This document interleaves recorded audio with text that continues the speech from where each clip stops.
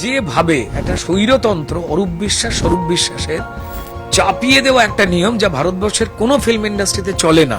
যাকে খুশি তারা গিল কার্ড পাঠিয়ে দিতেন, তৃণমূলের লোক হলেই হবে, প্রাণের বিনিময় তার উপরে শর্ত চাপিয়ে দাও বা পেটের বিনিময় কাজ কেড়ে নেবো, আমার কথা না শুনলে। এই যে একটা পরিবেশ তৈরি করেছিল তা দিয়ে তুমুল ক্ষতিগ্রস্ত হয়েছে আমাদের বাংলা ফিল্ম ইন্ডাস্ট্রি। আমি যখন এই টলিউডের অরাজকতার কথা বলছিলাম তখন আমার বিরুদ্ধে আমাদের এই টেকনিশিয়ানদের কালো ব্যাজ পরিয়ে বাধ্য করা হয়েছিল যে রুদ্রনীল ঘোষের বিরুদ্ধে বয়কট মিছিল বার করুন। 5 বছরে কাজ করেছি মাত্র 70 না 72 দিন। তাই আমার কোন পরিচিত লোকজন, কোন সহকর্মী, কোন বন্ধু আমায় অসম্মান করেছেন, আমায় সর্বশান্ত করেছেন, আমার গাড়ি বাড়ি বিক্রি হয়েছে। সবাই জানেন যে হলফনামাতে আমার কোথাও একটা 11,000 টাকা পড়ে, একটা অ্যাকাউন্টের একটা অ্যাকাউন্টে 56 টাকা পড়ে। কম্প্রোমাইজ তো করিনি। কে পাশে বসলেন, কে কথা বললেন, এটা দিয়ে তো হয় না কিছু। তৎকাল বিজেপি হয়ে ওঠার এই যে যাদের রং পাল্টাবার চেষ্টা করছেন, কাউকে নেওয়া হবে না। আজ যারা ফুল দিতে কাল দিতে গালি, মনে আছে? আজ যারা ফুল দিলে কাল দিতে গালি, গতকাল যারা সরেছিলে আজ কাছে এসে দাও হাততালি।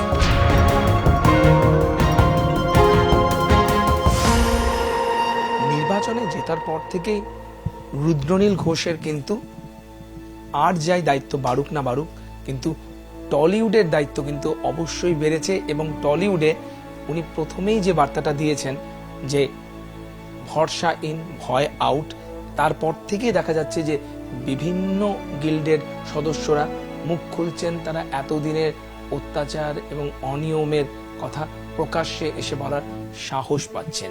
এবং এই সাহস জোগানোর পেছনে কিন্তু অন্যতম কারিগর রুদ্রনীল ঘোষ। রুদ্রদা, প্রথমে জিজ্ঞেস করবো, তোমাদের যে 4 জনকে দায়িত্ব দেওয়া হয়েছে তার মধ্যে অন্যতম তুমি, এবং তুমি যখনই টেকনিশিয়ান স্টুডিওতে মিটিংটা করলে তোমাদের সামনে তো অনেকেই মুখ খুললো। তারপর থেকে দেখা যাচ্ছে যে বিভিন্ন গিল তাদের অভাব অভিযোগ আমি অবশ্যই আনতে হয় যে পূর্ববর্তী সরকারের বিশ্বাস ব্রাদার্সের কথা কোট আনকোট তারা কিন্তু খুল্লাম বলতে পারছে। তাহলে কি সত্যি স্টুডিও পাড়ায় মানে ভরসাহীন হলো? আমি এই কারণে ধন্যবাদ জানাবো ভারতীয় জনতা পার্টিকে সবার আগে, এবং তারপর আমি ধন্যবাদ জানাবো আমাদের সম্মানীয় মুখ্যমন্ত্রী শুভেন্দু অধিকারী মহাশয়কে। অন্যান্য প্রতিটি বিভাগের মতোই তার সজাগ সতর্ক দৃষ্টি টলিউডের ওপর রয়েছে, শিল্প জগতের প্রত্যেকটি বিভাগের ওপরেও রয়েছে। প্রাক্তন মুখ্যমন্ত্রী এবং তথ্য সংস্কৃতি মন্ত্রী মমতা বন্দ্যোপাধ্যায়ের নির্দেশে এবং প্রভাবে যে যে অরাজকতা তৈরি করেছিল সেই ছবিগুলো কিন্তু এখন বেরিয়ে আসছে স্পষ্ট হয়। তার কারণ সম্মানীয় মুখ্যমন্ত্রী শুভেন্দু অধিকারী মহাশয়ের নজর টলিউডে এবং শিল্পাঙ্গনে। তিনি আমাদের 4 জনের কাছে একটা কাজ দিয়েছেন। সেই কাজটা হচ্ছে যাতে না অরাজকতা আর তৈরি করতে পারে কোন রকম ভাবে বেশ কিছু লোকজন যেভাবে আবার টলিউডকে কিভাবে লোটা যায়। আসলে দীর্ঘদিনের একটা লোটার অভ্যাস, তো অনেকে পাল্টে ফেললেও কয়েকজন পাল্টাতে পাচ্ছেন না, এবং বিভিন্ন ছদ্মবেশে তারা আবার একটা অরাজকতার চেষ্টা করছিলেন। যেভাবে একটা স্বৈরতন্ত্র অরূপ বিশ্বাস স্বরূপ বিশ্বাসের চাপিয়ে দেওয়া একটা নিয়ম যা ভারতবর্ষের কোনো ফিল্ম ইন্ডাস্ট্রিতে চলে না, এবং এই রাজ্যে আমরা সবাই জানি যে আইনের শাসন ছিল না, শাসকের আইন ছিল। প্রাণের বিনিময় তার উপরে শর্ত চাপিয়ে দাও বা পেটের বিনিময় কাজ কেড়ে নেবো, আমার কথা না শুনলে। এই যে একটা পরিবেশ তৈরি করেছিল তা দিয়ে তুমুল ক্ষতিগ্রস্ত হয়েছে আমাদের বাংলা ফিল্ম ইন্ডাস্ট্রি।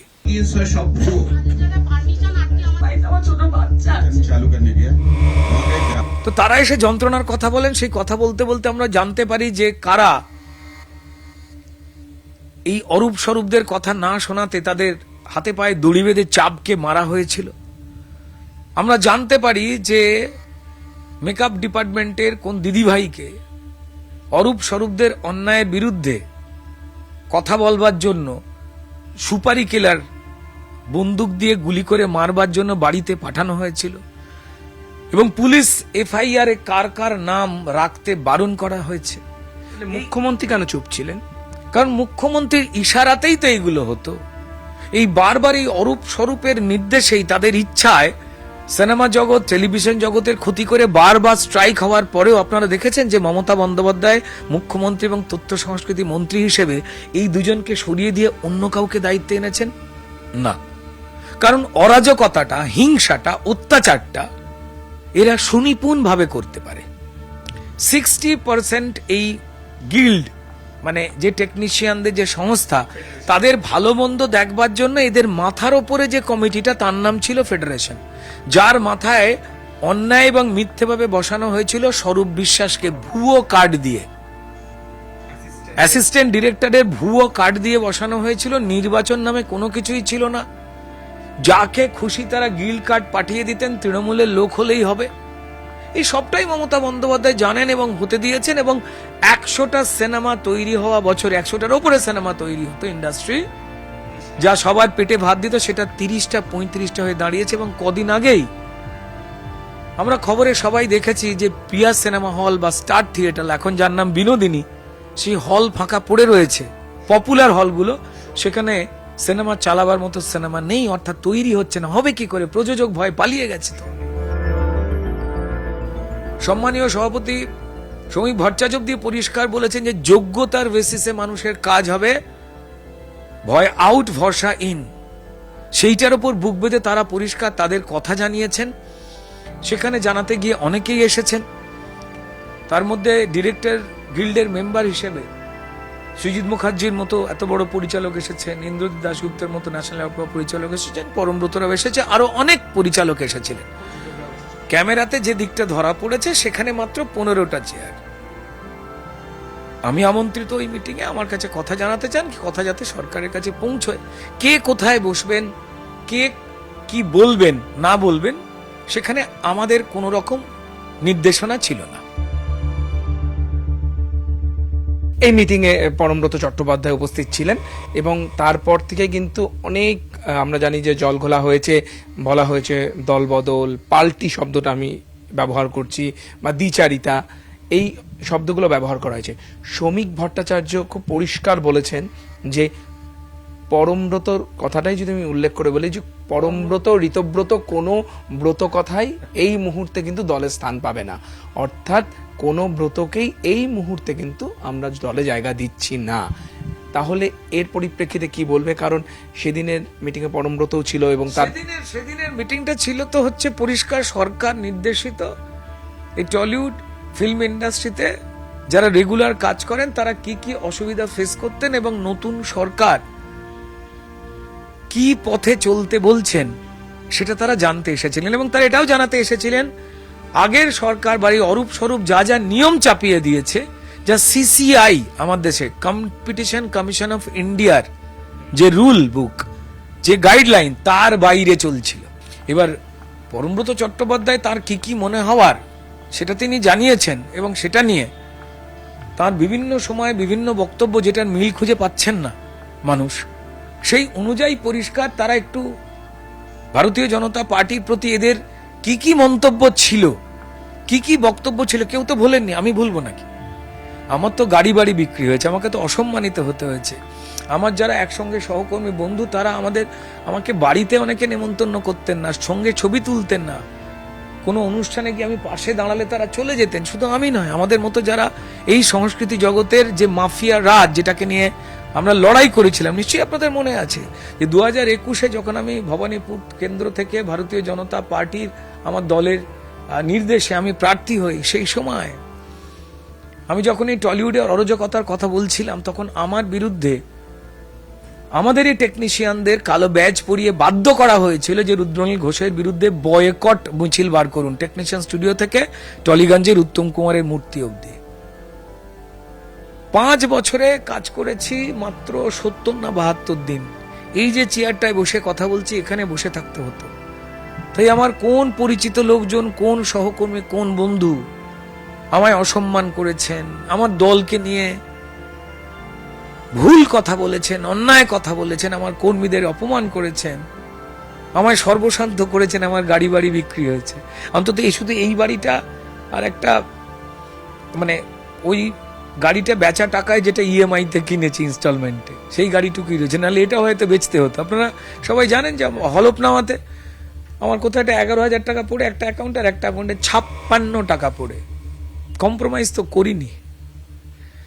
কেউ কেউ কম্প্রোমাইজ করে ফেলেছিলেন, মানুষ তাদের বিচার করছেন, তাদের নিয়ে কথা বলছেন। একদম শ্রমিকদার কথাটা অত্যন্ত রকম ঠিক কথা। এই বার্তা শুধু শ্রমিকদা আজকে বলছেন না তো, তৎকাল বিজেপি হয়ে ওঠার এই যে যাদের রং পাল্টাবার চেষ্টা করছেন, কাউকে নেওয়া হবে না। বিজেপির তৃণমূলীকরণ হবে না। কোনো ঋতব্রত, কোনো সত্যব্রত, কোনো পরমব্রত, কোনো চিত্রব্রত যারা আছেন না, এদের জায়গা এখন বিজেপিতে নেই, দরজা বন্ধ। কোনো মিটিং এ কেউ কারুর পাশে বসলো বা যদি কোনো কথা বললো, তার মানে তাকে কি দলে নিয়ে না নাকি? তবে হ্যাঁ, মানুষের যে আশঙ্কা, এই বিভিন্ন জন যে মানে পাল্টে যাওয়ার সময়তে তারা যে রাতারাতি পাল্টাবার কেউ চেষ্টা করছেন বা বার্তা দিচ্ছেন, এটা যেমন আমরাও জানি, কিন্তু সব জায়গায় বসে সেটা বলতে নেই। ঠিক তেমনি মানুষের খারাপ লেগেছে যে আমরা দেখেছি এদের মার খেতে, আমরা দেখেছি রুদ্রনীলদের প্রিজন ভ্যানে টেনে তুলতে মানুষের হয়ে যখন তারা লড়াই করছেন। আমি তো একা নয়, আমার মতো অগণিত মানুষ রয়েছেন, আমার বুথ স্তরের গ্রামের ওই ছেলেটা যার পেট জীবন জীবিকা কেড়ে নেওয়ার পরেও সে মানুষের হয়ে কথা বলতে গিয়ে পদ্ম ফুলের পতাকাটা কাঁধে নিয়ে যখন ঘামে ভিজে রোদে পুড়ে হাঁটছে, তখন তাকেও তো হেকেল হতে হয়েছে, তারও তো মৃত্যু ঘটেছে। 321টা মৃত্যু আমরা তো ভুলিনি, 3 বার মার খেতে হয়েছে আমাকে। আমি এই হাতটা উপরে তুলতে পারি না, শুটিং করতে গেলে আমাকে এমন মারা হয়েছিল। ভুলে যাব নাকি কারা এই সমস্ত কথা বলেছিলেন, কে সামনে দাঁড়ালেন, কে পাশে বসলেন, কে কথা বললেন, এটা দিয়ে তো হয় না কিছু। এই পরমব্রত চট্টোপাধ্যায়, রাজ চক্রবর্তী এবং রুদ্রনীল ঘোষ, আমরা জানি যে তোমাদের একটা অটুট বন্ধুত্ব ছিল, হয়তো আছে এখনো, ট্রায়ও বলা হতো। তোমাদের রাজনৈতিক মত পার্থক্য থাকলে একটা ছিল, হ্যাঁ ছিল, একটা গ্রুপ ছিল, মানে যারা আমরা পরিষ্কার একটা পদ্ধতিতে যখন ফিল্ম ইন্ডাস্ট্রি চলতো, তার বিরুদ্ধে লড়াই করে ইন্দ্রদীপ দাশগুপ্ত ছিল, এরকম আরো রয়েছে, পদ্মনাভ দাশগুপ্ত রাইটার, সে ছিলেন। এরকম আমরা স্বপ্ন দেখতাম যে পরিষ্কার, তখন তো আমরা খেতে পেতাম না কেউই, যে কিভাবে আসল বদলটা আনা সম্ভব, যাতে দর্শক যা চাইছেন সেই কাজটা পৌঁছতে পারে উইথ গুড কোয়ালিটি। এবার দেখুন, তারপর সময়ের অলিন্দে দাঁড়িয়ে কে অন্ধকারের পক্ষে থাকবেন, কে আলোর পক্ষে থাকবেন, এই রাজনৈতিক পছন্দগুলো তো তাদের ব্যক্তিগত। তাহলে এই যে তৃণমূল সরকার চলে যাওয়ার পর, এই পালা বদলের পর, কোথাও কি রুদ্রনীল ঘোষের এদের প্রতি একটা সফট কর্নার থেকে গেছে? পরমব্রত হোক, রাজ হোক, একটা বন্ধুত্বর আবেগ কি রয়ে গেছে? দেখুন, আমি তো অমানুষ নই, বা আমার ওপর যখন অত্যাচার করা হয়েছে এরা যখন চুপ করে ছিলেন, কে আমায় কাজে নিতে পেরেছেন, কে আমায় কাজে নেননি, তৃণমূলকে খুশি করতে, আই রিপিট, সেই নামগুলো তো মনে আছে আমার। যে কারুর বাড়ির অনুষ্ঠানে আমন্ত্রণ করা হতো না, যে রুদ্রনীল যদি আসে তাহলে আমি যাব না, বাড়িতে বসে চোখের জল ফেলেছি, যে অন্যায়ের পক্ষে দাঁড়াবার জন্য এরা ছোটবেলায় যে উপকারগুলো করতাম সেগুলো ভুলে গেল। মনুষ্যত্বের জায়গায় দাঁড়িয়ে তারাও ঈশ্বরের কাছে উত্তর দেবেন, জনতার কাছে উত্তর দেবেন। 2021 সালে পরমব্রত চট্টোপাধ্যায়ের একটা পোস্ট ঘিরে আমরা দেখতে পাচ্ছি যে রাজ্য রাজনীতি সরগরম, এবং এফআইআরও দায়ের করা হয়েছে একজন আইনজীবীর তরফ থেকে গড়িয়াহাট থানায়, এবং পরমব্রতর এই পোস্টটিকে সমর্থন করেছিলেন স্বস্তিকা মুখোপাধ্যায়। দুজনের বিরুদ্ধেই কিন্তু আইনিভাবে থানায় এফআইআর দায়ের করা হয়েছে। কি বলবে? কারণ বলা হচ্ছে যে পরমব্রতর এই পোস্টটা কোথাও উস্কানির কাজ করেছিল। আমায় যদি বলেন তো আমি পরিষ্কার বলবো যে কেউ কেউ বাধ্য হয়ে নিজের স্বার্থপরতাকেই বড় করতে গিয়ে অনেক ফাঁদে পা দিয়েছেন। যদি ফাঁদে পা দেন, যদি কাউকে খুশি করতে গিয়ে এই সমস্ত কাজ করেন, তবে যেমন মালের দায়িত্ব আরোহীর, ঠিক তেমনি আইনের রাস্তায় যে চলবে, সেখানে বাঁচার দায়িত্ব আপনার। আমাকে কম অসম্মানিত হতে হয়েছে নাকি? আমাকে কম যন্ত্রণার কথা, মিথ্যে কথায় আমায় বিদ্ধ করা হয়েছে নাকি? আমার বাড়ি গাড়ি যখন বিক্রি হচ্ছে তখন কম হাসির আওয়াজ আমার কানে এসেছে? ভারতীয় জনতা পার্টি করি, বিজেপি করি, নাকি আমি কোটি কোটি টাকা মাসে পাই? আমার বাড়িতে যখন আপনাদের মতো সাংবাদিক বন্ধুরা আসতেন, আমি চা বিস্কুট দেওয়ার সময় আমায় ভাবতে হয়েছে যে কালকের বিস্কুটটা শেষ হয়ে যাবে না তো? কাজ নেই, 365 দিন ইন্টু 5 বছর কাজ করেছি, মাত্র 70-72 দিন। টলিউড বলে কালো টাকার, মানে কালো টাকাকে সাদা টাকায় রূপান্তরিত করার একটা অন্যতম যন্ত্র বা কারখানা। মানে রিসেন্টলি এই অভিযোগ আসছে, আগেও ছিল, যে কালো টাকা টলিউডে সাদা হয়। সুতরাং সময় বদলাক, সরকার বদলাক, কিন্তু এই যে কালচারটা, এই কালচারটার বলে কোনো বদল নেই। তো তুমিও তো এত বছর ধরে ইন্ডাস্ট্রিতে, তুমি মনে করো যে টলিউড কালো টাকা সাদা করার মাধ্যম? না না, এরকম অনেক জীবিকা রয়েছে যেখানে না ক্যাশ টাকার কাজ হয়, শুধু টলিউড নয়, যেখানে ক্যাশ টাকা লাগে এবং যেখানে এই ক্যাশ টাকা প্রচুর লাগে, সেখানেই এই ধরনের ভেজাল ঢুকে পড়া অনায়াস হয়ে যায়। প্রযোজকরা ইনভেস্ট করেন বলেই শিল্পী হোক, টেকনিশিয়ান হোক, পরিচালক হোক, বাকি আর যারা আনুষঙ্গিক তাদের পেটে ভাত, যেটা তো আমরা অস্বীকার করতে কি পারবো না। কিন্তু এই টাকাটা কোত্থেকে আসছে সেই সময় জিজ্ঞাসা করার তো কোনো এখতিয়ার থাকে না, তাই না? এটা একটা অসুবিধা। আমার মনে হয় যে সরকারিভাবে এই বিষয়টাকে না কি করে আটকানো যায়, কারণ তৃণমূলী আমলে এগুলোই বেশি করে খুলে দেওয়ার বন্দোবস্ত হতো, কারণ এত লুটের টাকা, তারা এই টাকা ঢোকাতেন। এখানে জাহাঙ্গীরের টাকা ঢুকেছে বাংলা ফিল্মে, শোনা যাচ্ছে। এ অবাক হওয়ার মতো ঘটনা নয়। বর্তমানে ভারতীয় জনতা পার্টির যে পরিচালিত যে সরকার পশ্চিমবঙ্গের মানুষ নিয়ে এসেছেন, তারা থাকায় কিন্তু এই ধরনের বিনিয়োগ এই মুহূর্তে নিজেরাই 10 পা কিন্তু থমকে যাবে। যে কপালে দুঃখ আছে, কোনো দপ্তরের দায়িত্ব দেওয়া হলে কোনো নিজস্ব চয়েস আছে? বাকি কি দায়িত্ব দেবেন কি না দেবেন, কে দেবেন, মানে আমার দলের সব একা তো কেউ ঠিক করে না। তৃণমূলের মতো গোয়াজুল লাইক তো নয়, যেমন খুশি সাজো। তারা যেই দায়িত্ব পাবেন, আমি কেন, আমার কাজ হচ্ছে কাঠবিড়ালির মতো ওই ভগবান শ্রী রামচন্দ্র যখন রাম সেতু তৈরি করছিলেন, সেই সময় যেমন ছোট ছোট নুড়ি পাথর এনে দিচ্ছিল, আমার যতটুকু সামান্য জ্ঞান এই শিল্প সংস্কৃতি জগৎ নিয়ে, যদি তারা সাহায্য চান বা না চান, আমি তাদের বলবো যে এইটা করলে বোধহয় ভালো হয়, ভেবে দেখতে পারো। যে কোনো জায়গায়, যে কোনো কাজে যতটুকু জানি, কারণ এই লড়াইটা সবার, এই সরকারটা সবার। আসল কাজ হচ্ছে যে পশ্চিমবঙ্গে মানুষ ভালো থাকুক, হাতে কাজ আর পেটে ভাতের একটা বন্দোবস্ত হোক, এইটুকু আমরা চাই। একদম, তুমিও খুব ভালো থাকো, অনেক অনেক ধন্যবাদ। কথা বলছিলাম রুদ্রনীল ঘোষের সঙ্গে, ক্যামেরায় অসিত দাসের সঙ্গে মানস বসাক, নিউজ 18 বাংলা।